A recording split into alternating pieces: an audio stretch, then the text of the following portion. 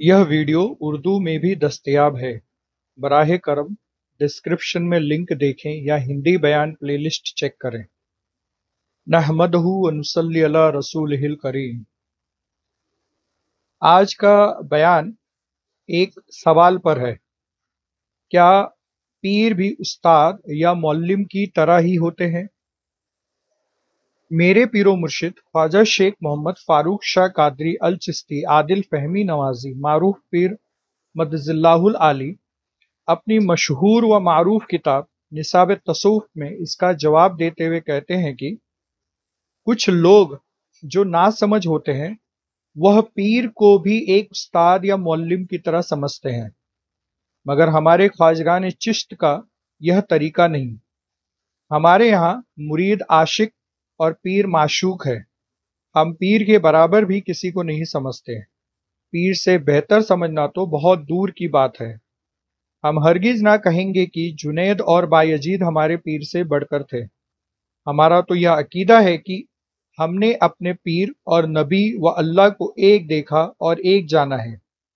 हजरत मौलाना रूमी रहमतुल्लाह अलैह फरमाते हैं, हर के पीरो जाते हक रा यक नदीर, ने मुरीदो ने मुरीदो ने मुरीद।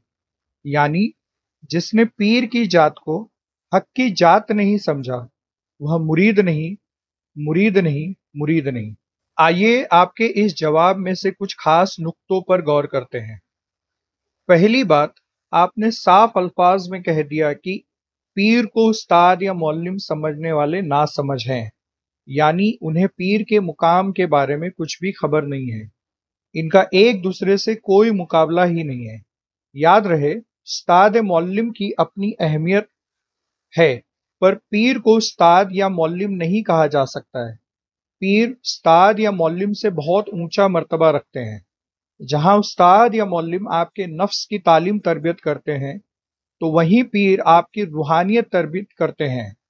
इंशाअल्लाह जैसे मैं आगे आपको पीर की अहमियत समझाऊंगा, तो आप आसानी से उस्ताद या मौल्लिम और पीर में फर्क समझ जाएंगे।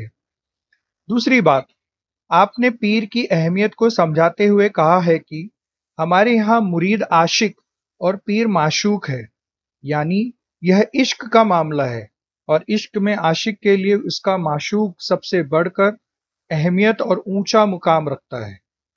और आशिक कब किसी को अपने माशूक के बराबर समझता है? फिर किसी का सनम कितना ही हसीन व जमील क्यों ना हो, आशिक अपने माशूक के सामने किसी को बढ़कर नहीं समझता है।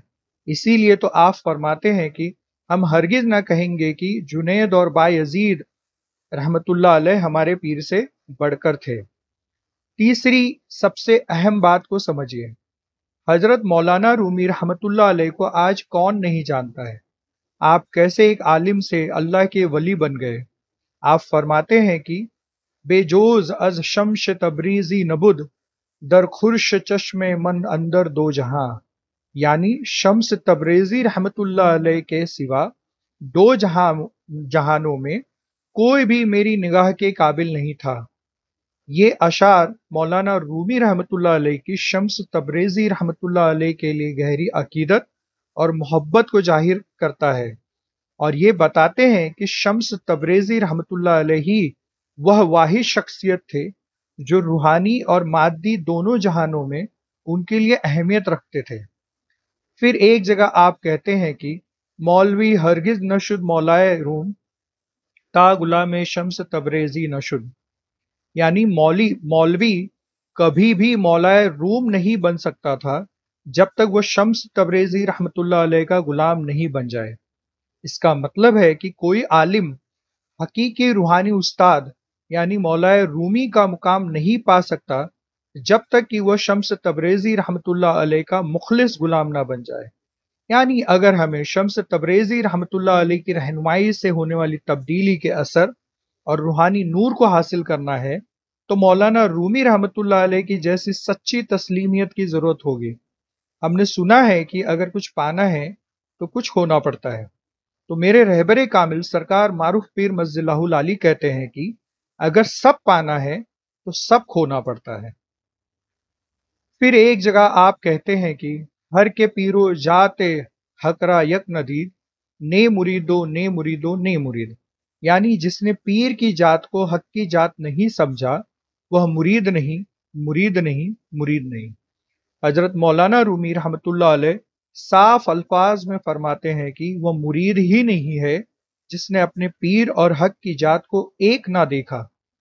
ہم اپنے پیر، نبی اور اللہ کو ایک دیکھتے اور ایک جانتے ہیں۔ امید کرتا ہوں کہ آج کا بیان آپ کو سمجھ آیا ہوگا اور آپ کے دل میں اپنے پیر کے لیے عشق اور بڑھ گیا ہوگا۔ عشق اور ادب دو پنکھ ہے جن سے مرید روحانی ترقی کی اڑان بھرتا ہے۔